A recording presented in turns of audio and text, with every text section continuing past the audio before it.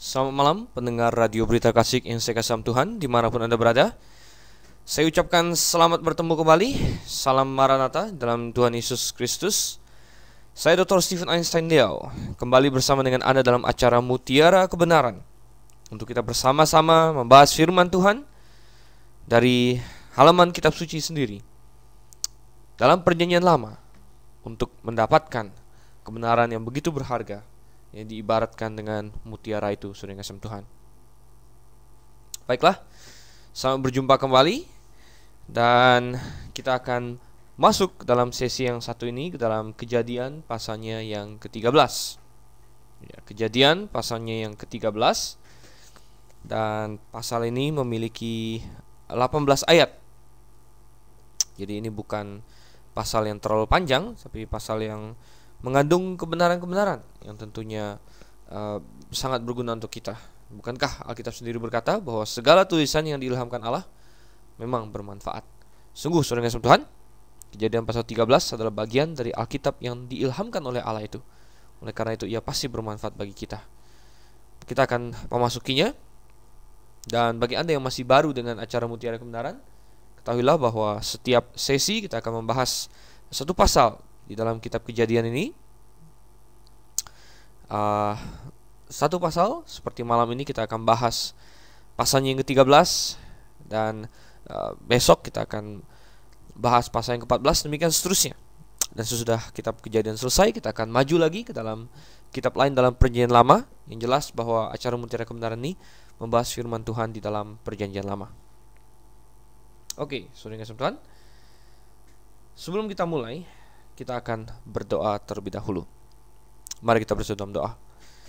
Bapa kami di surga, kami ucapkan syukur untuk kesempatan yang indah bagi kami untuk mempelajari firman-Mu.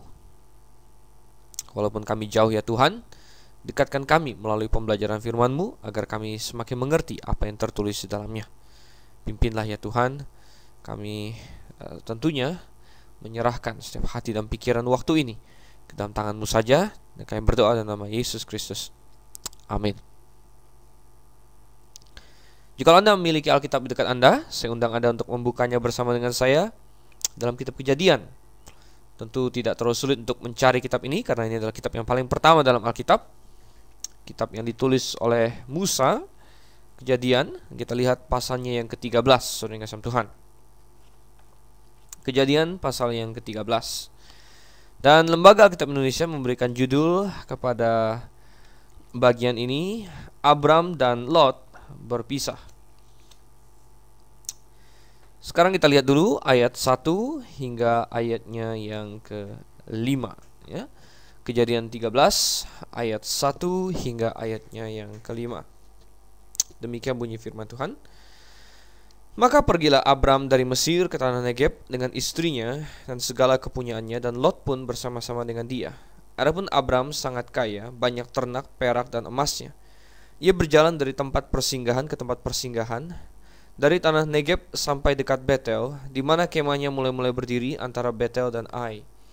Ke tempat mesbah yang dibuatnya dahulu di sana, disitulah Abram memanggil nama Tuhan. Juga Lot yang ikut bersama-sama dengan Abram mempunyai domba dan lembu dan kemah. Tentunya untuk dapat mengerti bagian firman Tuhan ini, kita perlu mengingat bahwa ini adalah lanjutan dari pasalnya yang ke-12. Dan kita perhatikan di pasal yang ke-12 ya, bahwa Abram di sana pergi ke Mesir karena kelaparan yang terjadi di daerah Kanaan. Nah, kelaparan seperti ini rupanya merupakan suatu hal atau kejadian yang bersifat siklik atau terulang kembali setelah beberapa tahun ya. Karena kita temukan ya, Ishak juga akan mengalaminya ya, kemudian tentu Yakub juga mengalaminya, yaitu ketika dia akhirnya lari ke Mesir juga, di mana ada Yusuf di sana. Jadi sepertinya kelaparan di daerah Kanaan itu ya, pada waktu itu merupakan suatu kejadian yang memiliki siklus tersendiri. Dan waktu itu terjadi, dan Abraham pergi lari ke Mesir, dan di sana dia membuat suatu keputusan yang sangat buruk sekali, di mana dia menipu Firaun, dan hampir saja istrinya yang akan Tuhan pakai untuk menurunkan Mesias ya, jatuh ke tangan orang lain. Dan kita sudah bahas di dalam pembahasan pasal 12 bagaimana itu adalah serangan iblis ingin menggagalkan rencana Allah untuk mendatangkan Mesias, karena iblis tahu bahwa Abraham orang yang beriman dan Sarah istrinya orang yang beriman. Oleh karena itu mereka tahu bahwa iblis tahu ya bahwa mereka ini akan dipakai Tuhan, dan dia akan coba serang mereka. Dia coba serang Sarah karena iblis tahu bahwa Mesias adalah seorang yang berasal dari keturunan wanita. Karena itu dia ingin merebut Sarah dari sisi Abraham ya. Nah, kita lihat saudara yang kasih Tuhan, itu gagal karena Tuhan mengintervensi. Tetapi Abraham ya, yang waktu itu masih bernama Abram ya, telah melakukan suatu pilihan-pilihan yang sangat buruk ya. Dia membuat pilihan yang buruk. Pilihan buruk yang pertama yang dilakukan adalah dia memilih untuk pergi ke Mesir. Padahal Tuhan sudah berjanji akan memberikan seluruh tanah Kanaan kepada dia ya. Coba kalau dia tinggal di tanah Kanaan, saudara kasih Tuhan, tentu ya itu tidak akan membuat dia jatuh ke dalam dosa itu. Tanah Mesir di dalam seluruh Alkitab terkenal sebagai suatu tanah yang bertentangan dengan Tuhan ya, bertentangan dengan Tuhan. Dan keputusan Abraham untuk melakukan hal itu, untuk pergi ke Mesir ya, tentu adalah suatu keputusan yang salah. Keputusan Abraham yang kedua yang salah adalah bagaimana dia membuat istrinya akhirnya bisa diambil oleh Firaun ya. Dan ini tentunya adalah pilihan dia sendiri ketika dia membohongi atau menipu mereka dengan mengatakan bahwa Sarah adalah saudarinya. Nah, ini hanya membuktikan bagi kita bahwa orang yang sehebat Abraham sekalipun ya, bisa saja melakukan kesalahan, bisa jatuh ke dalam dosa. Tetapi kita lihat di dalam awal pasal yang ke-13 ya, bahwa Abraham segera memperbaiki hubungannya dengan Tuhan setelah dia melakukan kesalahan. Ini adalah hal yang penting dalam hidup seorang Kristen, saudara yang Tuhan. Kita tidak terlepas dari dosa, kita tidak terlepas dari kesalahan-kesalahan kita. Tapi yang penting untuk kita perhatikan adalah bahwa kita perlu segera memperbaiki hubungan kita dengan Tuhan setelah kita jatuh dalam dosa. Kita perlu sadar, kita perlu bertobat, dan kita perlu kembali bersekutu dengan manisnya dengan Tuhan. Dikatakan di ayat yang pertama, maka pergilah Abram dari Mesir ke tanah Negeb dengan istrinya dan segala kepunyaannya, dan Lot pun bersama-sama dengan dia ya. Dan kita lihat dia kunjung kemana, saudara? Di ayat yang ketiga dikatakan dari tanah Negeb ya, sampai ke Betel ya, di mana kemahnya mula-mula berdiri antara Betel dan Ai, ke tempat mezbah yang dibuatnya dahulu di sana. Disitulah Abram memanggil nama Tuhan. Pengalaman pahitnya di Mesir tentunya membuat dia meminta ampun kepada Tuhan dan mencoba mendekatkan diri kepada Tuhan. Dia teringat bagaimana pertama kali dia sampai Kanaan, dia tinggal di dekat Betel dan Ai. Di situ ada mezbah yang pernah dia buat. Dia mungkin ingat betapa dia mengasihi Tuhan waktu itu, betapa dia menggebu-gebu untuk Tuhan waktu itu. Oh, saudara kasih Tuhan, suatu hal yang indah bagi kita ketika kita sedang down, ketika kita sedang jatuh, kita perlu penghiburan adalah kita ingat kembali masa-masa di mana kita masih begitu giat kepada Tuhan, kita begitu bersemangat untuk Tuhan, dan kita ingat kembali bagaimana kita mendedikasikan hidup kita bagi Tuhan pada saat itu. Dan saudara kasih Tuhan, kita lihat itu adalah hal-hal yang luar biasa ya. Dan itu adalah hal-hal yang perlu kita lakukan. Kita perlu mengingat kembali ke hal-hal yang manis yang telah kita alami bersama dengan Tuhan, sebagai suatu hal yang untuk mengingatkan kita akan kemenangan-kemenangan kita sebelumnya di dalam Tuhan. Dan saya yakin dan percaya Abraham kembali bersekutu dengan eratnya dengan Tuhan setelah episode yang tidak menyenangkan di Mesir itu. Kalau kita baca di dalam 1 Yohanes 1 ayat 9 dikatakan bahwa jika kita mengaku dosa kita, maka Ia adalah setia dan adil ya, sehingga Ia akan mengampuni segala dosa kita dan menyucikan kita dari segala kejahatan. Ayat ini adalah ayat yang merupakan penghiburan yang begitu besar bagi setiap orang Kristen dimanapun mereka berada di segala zaman. Jikalau kita mengaku dosa kita, maka Ia adalah setia dan adil, dan Dia akan mengampuni kita. Oh, saudara Tuhan, pengampunan yang dimaksud sini bukanlah pengampunan bagaikan seperti orang yang tadinya mau masuk neraka lalu diampuni ya. Banyak orang yang bertanya kepada saya, bagaimana ini dengan ayat ini? Bukankah ketika seseorang percaya kepada Yesus Kristus, dia sudah diampuni seluruhnya dosa-dosanya? Oh ya benar, saudara yang Tuhan. Ketika seorang percaya kepada Yesus, maka semua dosanya sudah diampuni. Baik yang pertama sekali dia buat, yang sedang dia buat, bahkan sampai kepada yang akan dia buat. Oh saudara yang Tuhan, ini jelas sekali. Di dalam 1 Yohanes 2 ayat 2 dikatakan, dan ia adalah pendamaian untuk apa? Segala dosa kita. Oh saudara yang Tuhan, Yesus Kristus adalah pendamaian untuk segala dosa kita. Segala artinya semua, saudara. Mulai dari yang pertama kita perbuat sampai yang terakhir nanti akan kita buat, yang bahkan belum kita jatuh ke dalam dosa itu, tetapi itu semua sudah ditanggung oleh Yesus Kristus. Dan kita lihat saudara yang kasih Tuhan, betapa hal ini adalah hal yang benar, tetapi lalu orang-orang bertanya, mengapa di dalam Yohanes 1 ayat 9 orang yang sudah percaya, yang ditanggung dosanya dari awal sampai akhir, mengapa dia masih harus mengaku dosa, minta ampun? Oh saudara Tuhan, benar ya. Sebagai orang percaya, kalau kita jatuh ke dalam dosa, kita perlu datang kepada Tuhan, kita perlu minta ampun, minta maaf saudara Tuhan kepada Tuhan. Mengapa? Oh ada perbedaan saudara Tuhan, bukan lagi kita sekarang minta ampun sebagai orang berdosa yang akan masuk neraka, meminta ampun untuk mendapat belas kasihan, kasih karunia untuk masuk ke surga. Oh saudara, itu sudah terjadi. Tuhan Yesus sudah mengampuni, sudah menanggung semua dosa kita. Tetapi ketika kita sudah menjadi percaya dan kita jatuh ke dalam dosa, maka kita datang kepada Allah Bapa dan kita meminta ampun juga saudara Tuhan. Bukan lagi agar kita lolos dari api neraka, tetapi kali ini adalah permintaan maaf, adalah penyesalan kita untuk mengembalikan hubungan kita yang intim dengan Bapa di sorga. Oh saudara Tuhan, kalau orang yang belum percaya kepada Tuhan, dia datang berdoa minta ampun kepada Tuhan, dia bagaikan seorang berdosa yang meminta ampun di hadapan hakim saudara Tuhan. Dan secara judisial, secara di pengadilan saudara, ketika orang itu menerima Yesus, maka dinyatakan bahwa segala dosa-dosanya sudah ditanggung oleh Yesus. Tetapi bagi orang Kristen yang jatuh ke dalam dosa, maka dia menyakiti hati Bapaknya saudara Tuhan, dan permintaan maafnya, penyesalannya kepada Bapaknya, pengakuan dosanya kepada Bapaknya bukan lagi supaya dia lolos dari neraka, tetapi adalah untuk memperbaiki atau mengembalikan hubungan yang begitu erat yang mestinya dia miliki dengan Bapaknya. Kali ini bagaikan seorang anak yang minta maaf kepada Bapaknya, bukan lagi seperti seorang tertuduh kepada seorang hakim. Itu perbedaannya saudara Tuhan. Dan kita yakin dan percaya Abraham dalam pasalnya yang ke-13 dia mendapatkan ya apa yang Tuhan janjikan itu, bahwa dia setia dan adil, dan dia akan menghapuskan, menyucikan kita dari segala kejahatan. Dan persekutuan Abram yang begitu manis dengan Tuhan kembali lagi dilanjutkan ya. Dan dikatakan di situ dia memanggil nama Tuhan ya. Abram memanggil nama Tuhan.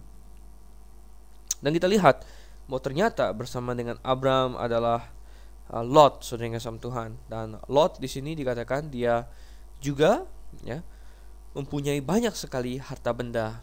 Apalagi kalau kita lihat ya di Mesir, mereka ketika diusir oleh Firaun, mereka masih tetap mendapatkan banyak sekali harta benda, banyak sekali ternak dan saudara yang kasih Tuhan. Nah, rupanya justru apa yang mereka dapatkan dari Mesir itu, kekayaan yang semakin berlimpah, bukannya mendatangkan hal yang baik, tetapi justru mendatangkan hal yang buruk ya, mendatangkan perselisihan di antara mereka. Jadi sekilas tampak sepertinya kekayaan pergi ke Mesir itu adalah suatu hal yang baik karena mereka menjadi jauh lebih kaya. Tetapi sebenarnya tidak demikian saudara kasih Tuhan. Karena apa? Ya karena apa yang mereka dapatkan dari Mesir itu justru ternyata merupakan pemicu dari perselisihan atau pertentangan di antara mereka. Oke, sekarang kita lanjutkan lagi saudara kasih Tuhan.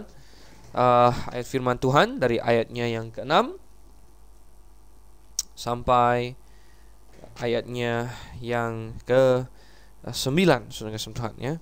Ayat yang ke-6 sampai ayat yang ke-9 dikatakan di situ. Tetapi negeri itu tidak cukup luas bagi mereka untuk diam bersama-sama, sebab harta milik mereka amat banyak ya, sehingga mereka tidak dapat diam bersama-sama. Karena itu terjadilah perkelahian antara para gembala Abram dan para gembala Lot. Waktu itu orang Kanaan dan orang Feris diam di negeri itu. Maka berkatalah Abram kepada Lot, janganlah kiranya ada perkelahian antara aku dan kau, dan antara para gembalaku dan para gembalamu, sebab kita ini kerabat. Bukankah seluruh negeri ini terbuka untuk engkau? Baiklah, pisahkan dirimu daripadaku. Jika engkau ke kiri, maka aku ke kanan. Jika engkau ke kanan, maka aku ke kiri. Saudara yang Tuhan, seperti yang saya katakan tadi, apa yang mereka dapatkan di Mesir tidak lain hanyalah kesulitan semata-mata. Bukan hanya mereka menghadapi masalah pelik mengenai Firaun dengan Sarah, tetapi juga bahkan segala ternak harta benda yang diberikan oleh Mesir kepada mereka justru menjadi suatu buah pertentangan di antara mereka. Dengan adanya tambahan harta benda yang waktu itu diukur dalam bentuk jumlah binatang, jadi banyaknya domba, banyaknya kambing, banyaknya sapi dan lain sebagainya. Dengan jumlah harta mereka yang bertambah, saudara kasih Tuhan, maka ternyata lahan semakin sedikit.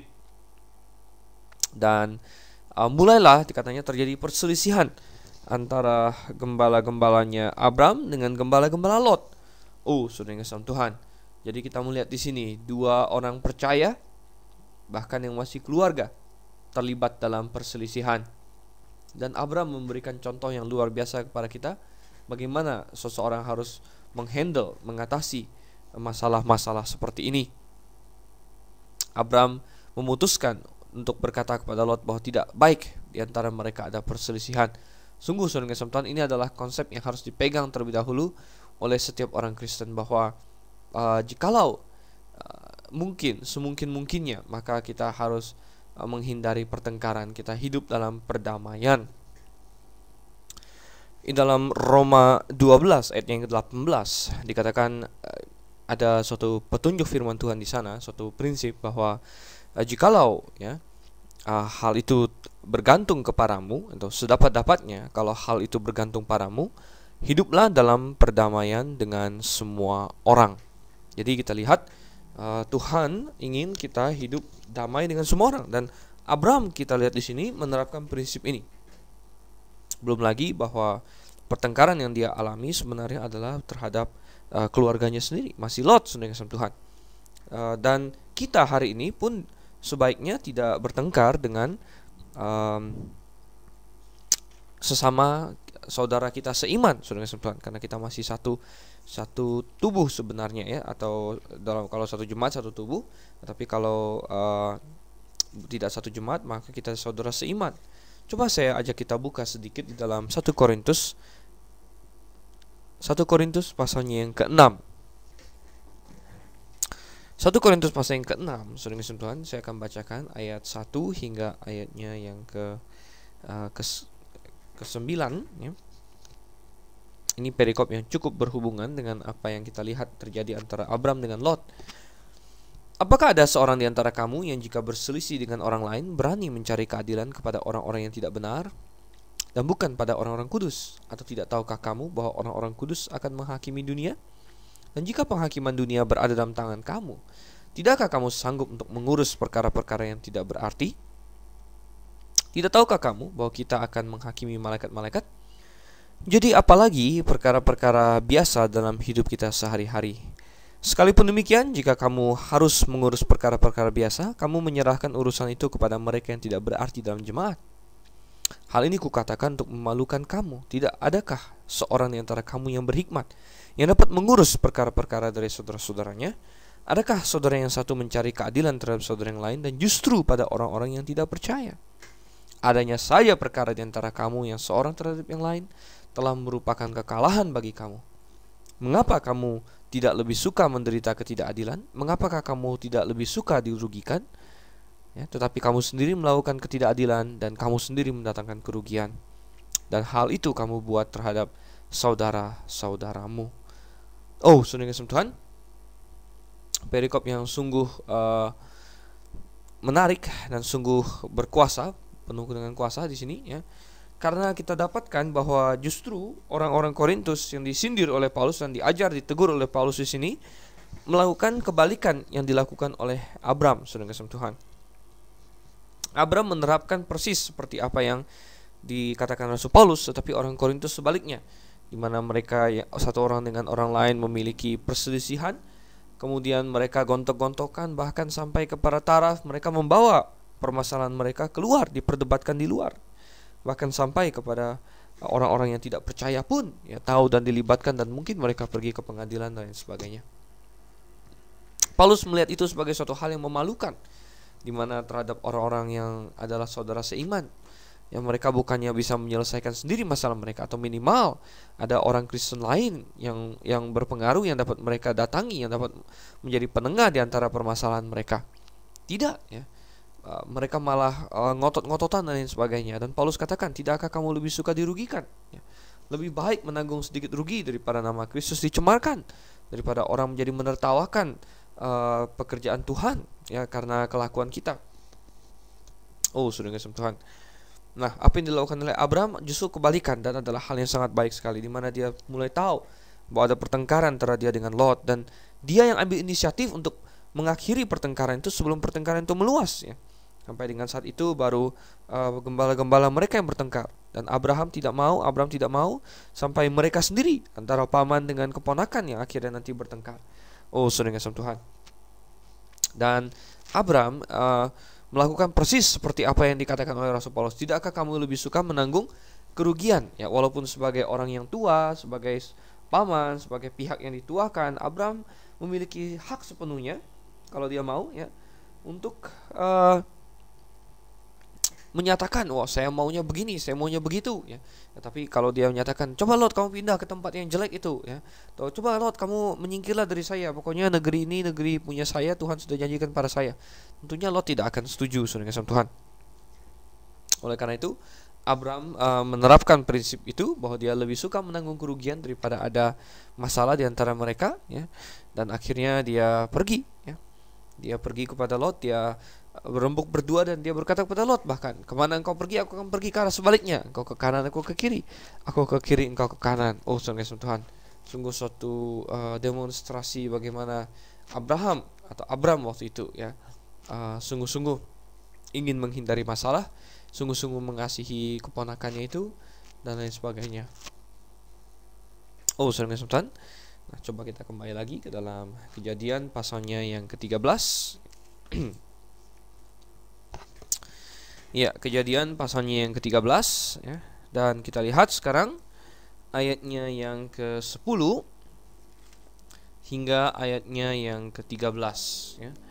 Kejadian pasalnya yang ke-13 ayat 10 sampai ayat yang ke-13.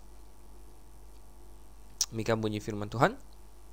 Lalu Lot melayangkan pandangnya, dan dilihatnya lah bahwa seluruh lembah Yordan banyak airnya, seperti taman Tuhan, seperti tanah Mesir, sampai ke Zoar. Hal itu terjadi sebelum Tuhan memusnahkan Sodom dan Gomora. Sebab itu Lot memilih baginya seluruh lembah Yordan itu. Lalu ia berangkat ke sebelah timur, dan mereka berpisah. Abraham menetap di tanah Kanaan, tetapi Lot menetap di kota-kota lembah Yordan dan berkemah di dekat Sodom.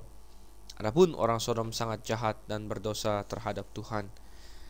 Saudara Tuhan, diberitahu oleh Abraham bahwa dia boleh pilih kemana dia suka, dan Abraham akan pergi ke sebaliknya. Maka Lot ini berbinar-binar matanya. Kita bisa membayangkan bagaimana mungkin dia tidak mempercayai keberuntungan yang telah dia peroleh, di mana pamannya yang memperbolehkan dia untuk memilih tempat duluan. Lot di sini menjadi lupa diri bahwa seharusnya dia memperbolehkan pamannya yang lebih tua untuk memilih duluan ya, tetapi Lot hantam saja saudara Tuhan. Dan kita lihat apa yang dilakukan Lot ini ya. Dan akhirnya katanya Lot melayangkan pandangnya saudara Tuhan. Ya. Ayat 10, Lot melayangkan pandangnya, dan dilihatnya seluruh lembah Yordan banyak airnya, seperti taman Tuhan, seperti tanah Mesir, sampai ke Zoar. Dan rupanya daerah di situ waktu itu masih suatu daerah yang sangat indah sekali, sangat hijau. Nah, daerah lembah Sungai Yordan hari ini adalah daerah yang kering ya, bahkan dekat dengan lau mati ya. Oleh sebab itu kita percaya bahwa Sodom dan Gomora waktu itu ya dekat ya. Bahkan hari ini mungkin laut mati adalah merupakan bagian dari Sodom dan Gomora yang telah Tuhan hancurkan saudara Tuhan. Tetapi waktu itu tempat itu masih sangat indah sekali. Dan ini memberitahukan kepada kita bagaimana iklim daerah sana, daerah lembah Sungai Yordan sudah berubah drastis ya. Tentunya hukuman yang Tuhan telah datangkan kepada Sodom dan Gomora pastilah memainkan peranan yang cukup penting untuk mengubah keadaan yang waktu zaman Lot diibaratkan tempat yang begitu indah sampai hari ini menjadi tempat yang begitu tandus, saudara yang kasih Tuhan. Oke, nah kita lihat di sini bagaimana Lot katanya melayangkan pandangnya dan dia akhirnya memilih untuk pergi ke sana. Oh, saudara yang kasih Tuhan, ini juga ada sesuatu keputusan yang sangat salah sekali, saudara yang kasih Tuhan. Keputusan yang sangat salah sekali. Mengapa saya katakan demikian? Karena kita lihat berdasarkan apakah Lot membuat keputusannya, saudara kasih Tuhan. Kita bisa lihat dari berbagai segi. Kalau kita lihat dari segi menggunakan indera apa, maka kita katakan bahwa Lot mengandalkan apa yang dia lihat untuk menentukan keputusannya. Oh, saudara kasih Tuhan, Lot mengandalkan apa yang dia lihat untuk menentukan keputusannya, bahwa wah, di situ tampaknya manis sekali, di situ tampaknya hebat sekali. Oh, saudara kasih Tuhan, jangan kita membuat keputusan hanya berdasarkan apa yang kita lihat saja. Di dalam kitab Samuel kita temukan bahwa ketika Samuel ingin melantik salah satu dari anak-anak Isai untuk menjadi raja menggantikan Saul, saudara kasih Tuhan, ketika Eliab yang tertua muncul dengan tegapnya, dengan tingginya, dengan hebatnya, kita temukan bahwa Samuel langsung mengira bahwa inilah yang telah Tuhan pilih, karena dikatakan Samuel terpana dengan penampilannya yang hebat. Tetapi Tuhan berfirman kepadanya, jangan engkau melihat dari luar, tetapi Tuhan melihat di dalam hati. Ya, manusia melihat dari luar, tapi Tuhan melihat hati. Jadi manusia cenderung untuk mempercayai apa yang dia lihat, tetapi ada begitu banyak hal yang perlu dipertimbangkan selain apa yang dilihat oleh Lot, saudara yang Tuhan. Lot melihat tanah itu begitu baik. Jadi kita juga hari ini, saudara yang Tuhan, perlu menilai lebih daripada sekedar apa yang kita lihat. Kita perlu melihat secara rohani, saudara yang Tuhan. Dalam 1 Korintus pasal yang kedua ayat 14, ya, ada berbagai macam orang. Ada manusia yang jasmani, ya, manusia yang lahiriah. Ada manusia yang rohani, saudara yang Tuhan.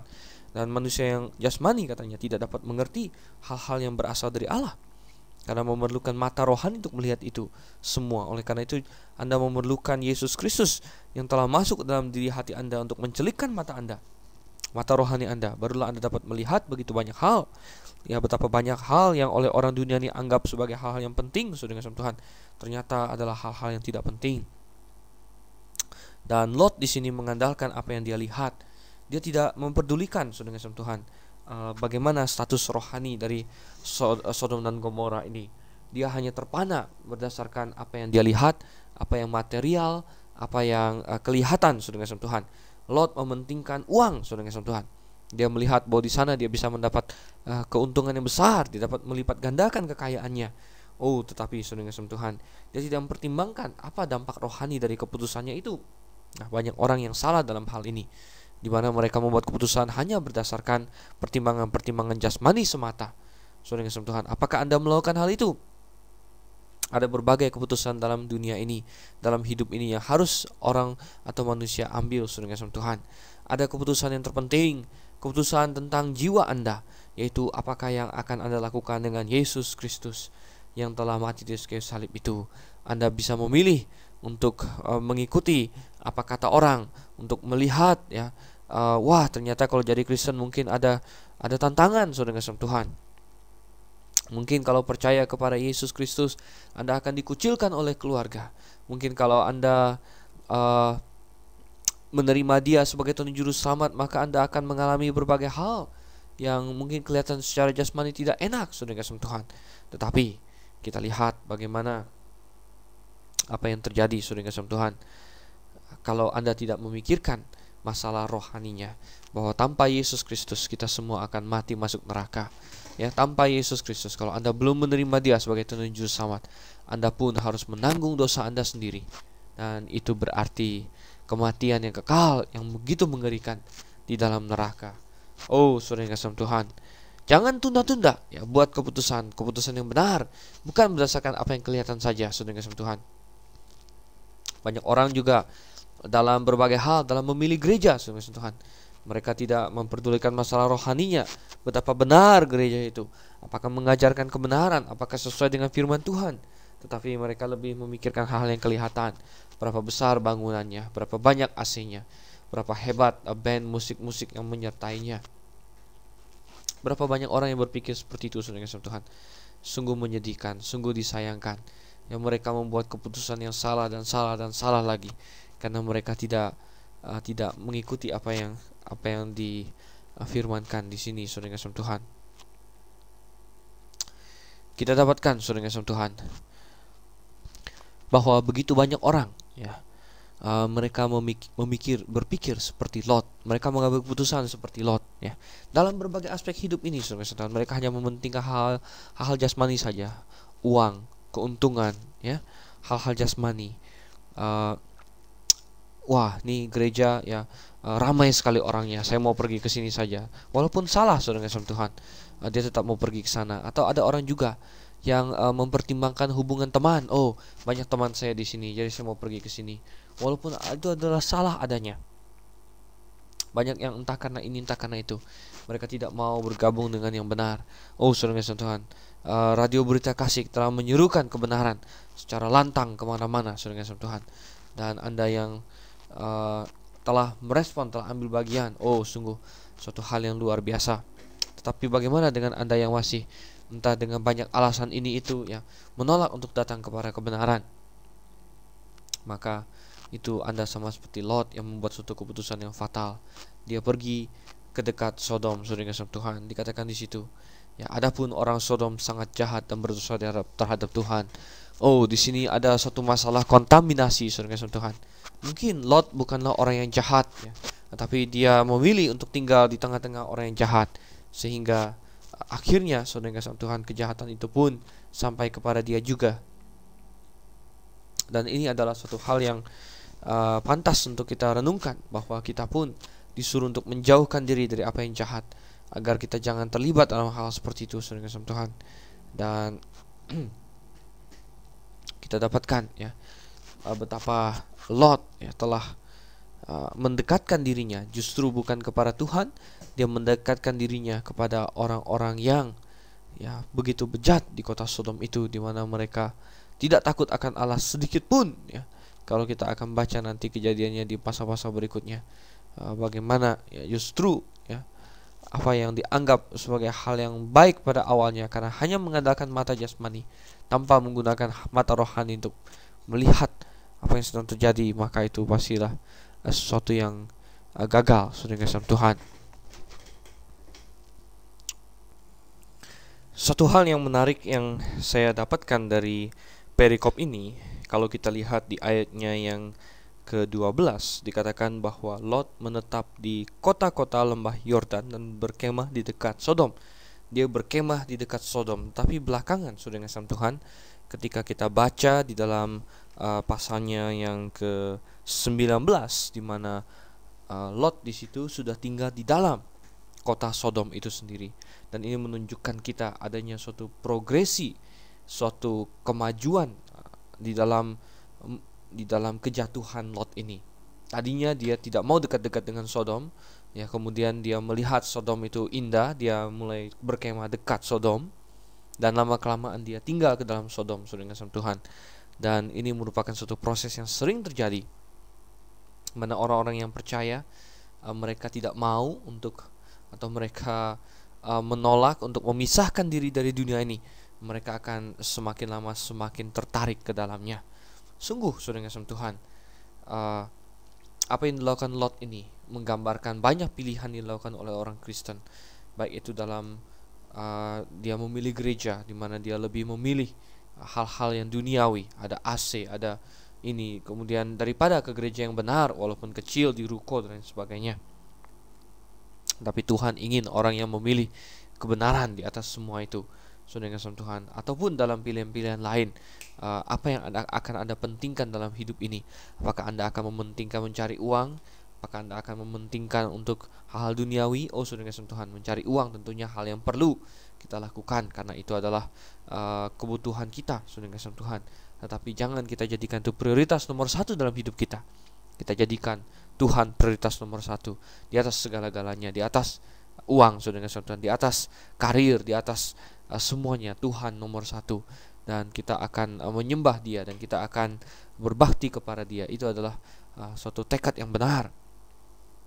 Tetapi tekad yang tidak benar adalah tekad yang untuk menyatakan bahwa semua itu adalah hal dikesampingkan demi hal-hal yang duniawi. Nah, kita lihat saudara yang kasih Tuhan, Lot memilih pergi ke daerah Sodom dan Gomora, sedangkan Abram memilih area yang sebaliknya, tempat yang mungkin pada awalnya terlihat kurang subur, terlihat agak tandus. Tetapi coba kita baca ayat yang ke-14 hingga ayatnya yang ke-18.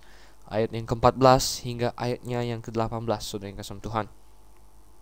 Setelah Lot berpisah daripada Abram, berfirmanlah Tuhan kepada Abram, pandanglah sekelilingmu dan lihatlah dari tempat engkau berdiri itu ke timur dan barat, utara dan selatan, sebab seluruh negeri yang kau lihat itu akan kuberikan kepadamu dan kepada keturunanmu untuk selama-lamanya, dan aku akan menjadikan keturunanmu seperti debu tanah banyaknya, sehingga jika seandainya ada yang dapat menghitung debu tanah, keturunanmu pun akan dapat dihitung juga. Bersiaplah, jalanilah negeri itu menurut panjang dan lebarnya, sebab kepadamulah akan kuberikan negeri itu. Sesudah itu Abram memindahkan kemahnya dan menetap di dekat pohon-pohon tarbantin di Mamre, dekat Hebron, lalu didirikannya lah mezbah di situ bagi Tuhan. Apa yang tampaknya seperti suatu pilihan yang merugikan bagi Abram. Dia lebih mementingkan Tuhan daripada kekayaan Sodom dan Gomora. Oh, saudara Tuhan. Tetapi Tuhan justru memberkati di situ. Dan inilah yang akan terjadi bagi orang-orang yang memilih untuk mengedepankan hal rohani, mengedepankan Tuhan, di mana mungkin pada awalnya tampaknya mereka merugi, saudara Tuhan, tetapi justru Tuhan memberkati di situ. Memberkati itu tidak harus senantiasa dalam hal uang, saudara Tuhan. Ada banyak sekali berkat Tuhan yang bisa diberikannya kepada kita dalam hal kesehatan, dalam hal keluarga yang baik, dalam hal ketenangan dan lain sebagainya, saudara Tuhan. Ada begitu banyak hal-hal yang justru tidak dapat diukur dengan uang, dan Abram menang dalam hal itu. Dia mendapatkan berkat Tuhan karena dia orang yang beriman, dia ingin berdiri teguh di hadapan Tuhan.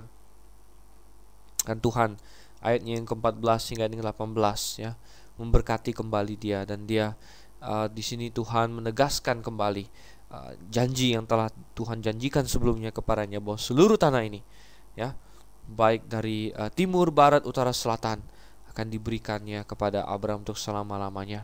Bukankah itu hal yang luar biasa, di mana dia bisa saja memilih Sodom dan Gomora yang begitu manis seperti yang dilakukan oleh Lot, tetapi kalau dia memilih itu, dia justru tidak mendapatkan apa-apa, saudara Tuhan. Dia akan justru semakin hancur oleh pengaruh orang Sodom dan Gomora, dan dia sendiri toh tidak akan mendapat seluruh tanah Kanaan. Tapi Abram tidak melakukan itu. Dia mementingkan hal rohani, sehingga justru yang tadinya seolah-olah dia tolak segala tempat kekayaan Sodom dan Gomora, justru itu Tuhan janjikan akan menjadi seluruhnya miliknya, dan milik keturunannya untuk selama-lamanya. Menarik sekali bahwa Tuhan memberkati Abraham secara sedemikian, yaitu setelah Lot pergi lagi, saudara Tuhan. Setelah Lot pergi dari tengah-tengah Abram, dan ini merupakan hal yang menarik, bahwa akhirnya di mana Abram murni dengan diri sendiri imannya, Tuhan memberkati dia dengan sedemikian rupa. Mungkin selama ini Lot adalah termasuk bagian di dalam keluarga Abram yang banyak tidak rohania, saudara Tuhan, dan banyak menentang dia mungkin lain sebagainya. Kita lihat Tuhan mengatakan janji bahwa semuanya itu akan menjadi milik Abraham. Tapi bukan hanya itu, saudara Tuhan, dijanjikan bahwa itu akan menjadi milik untuk selama-lamanya. Nah, kemudian dijanjikan juga bahwa Tuhan akan membuat keturunannya seperti debu tanah banyaknya. Nah, ini tentu adalah suatu bahasa kiasan untuk menggambarkan jumlah yang begitu banyak, saudara Tuhan. Seperti debu tanah banyaknya, katanya. Dan kalau ada yang dapat menghitung debu tanah, demikian juga lah keturunanmu pun akan dapat dihitung. Dan kita temukan di sini dikatakan, bersiaplah, jalanilah negeri itu menurut panjang dan lebarnya, sebab kepadamu lah aku akan kuberikan negeri itu. Sesudah itu Abram memindahkan kemahnya dan menetap di dekat pohon-pohon Tarman di Mamre, dekat Hebron. Lalu didirikannya lah mezbah di situ bagi Tuhan. Setiap kali di mana ada suatu kemenangan rohani, Abram ingat selalu akan Tuhan dan dia mengikut sertakan Tuhan. Dia di sana katakan dia mendirikan mezbah di situ bagi Tuhan, dan Tuhan di sini semua huruf besar tentunya mengacu kepada Yehova. Dan saudara yang Tuhan, apa yang dapat kita pelajari dari Kejadian pasal 13 ini, saudara yang Tuhan, ya, bahwa ada pengampunan, ada perbaikan, persekutuan yang indah antara Tuhan dengan Abram, ya. Dan kemudian kita lihat bagaimana efek samping dari berada di Mesir terus menghantui Abraham, di mana akhirnya terjadi perselisihan karena, ya, secara ironis sekali justru karena harta mereka bertambah banyak karena diberikan dari Mesir, saudara yang Tuhan. Dan mereka semua akhirnya merasakan juga akibat yang lain itu, yaitu ada perselisihan. Dan saudara yang Tuhan, kita dapatkan prinsip lain bahwa dalam perselisihan kita lebih baik menjadi pihak yang mengalah, saudara yang Tuhan. Dan kita mengalah, dan itu akan justru lebih menolong kita, saudara yang Tuhan. Tuhan ingin kita hidup dalam perdamaian dengan semua orang, dan kita ikuti contoh Abraham yang berbesar hati. Jangan kita ikuti contoh Lot yang mengambil keputusan yang salah hanya berdasarkan apa yang dia lihat dan hanya berdasarkan kepentingan atau perhitungan materi semata-mata, di mana dia memperhitungkan bisnis, yang memperhitungkan harta bendanya. Tapi marilah kita membuat keputusan-keputusan dalam dunia ini berdasarkan hal-hal yang rohani. Saudara yang saya ingin ajak kita lihat satu ayat, ya, yaitu di dalam 2 Korintus, saudara yang Tuhan, ya, coba kita buka di dalam 2 Korintus, ya. 2 Korintus pasalnya yang ke-4, ayatnya yang ke-18. 2 Korintus 4 ayat 18, Rasul Paulus berbunyi atau mengatakan, sebab kami tidak memperhatikan yang kelihatan, melainkan yang tak kelihatan. Karena yang kelihatan adalah sementara, sedangkan yang tak kelihatan adalah kekal. Nah, ini merupakan semacam rangkuman tentang prinsip yang seharusnya menjadi pendorong ketika kita mengambil keputusan dalam hidup kita, bahwa kita memperhatikan apa yang tidak kelihatan, karena itu lebih berharga, lebih kekal, saudara. Yang kelihatan hari ini bisa hilang, bisa habis, bisa lenyap, tetapi yang tak kelihatan, hal-hal rohani, hal mengasihi Tuhan, hal melayani Tuhan, itu adalah hal-hal yang tidak akan lekang, saudara, dimakan waktu, tidak akan gagal, tetapi itu akan menjadi hal-hal yang terus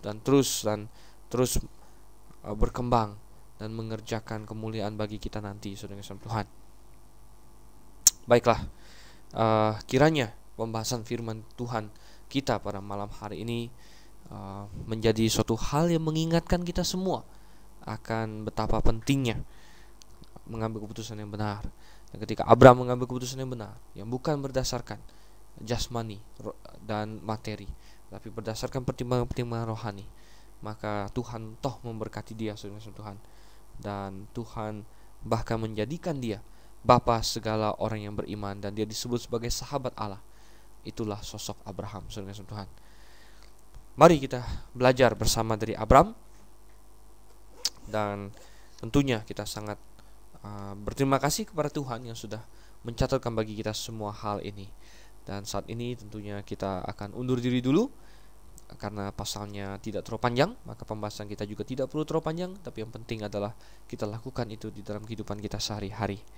Baiklah, saya Dr. Stephen Einstein Leo akan undur diri dulu dari hadapan Anda, dan kita akan bertemu kembali dalam acara Mutiara Kebenaran yang selanjutnya, saudara Tuhan, untuk membahas pasal yang ke-14. Selamat malam sekali lagi, dan Maranatha.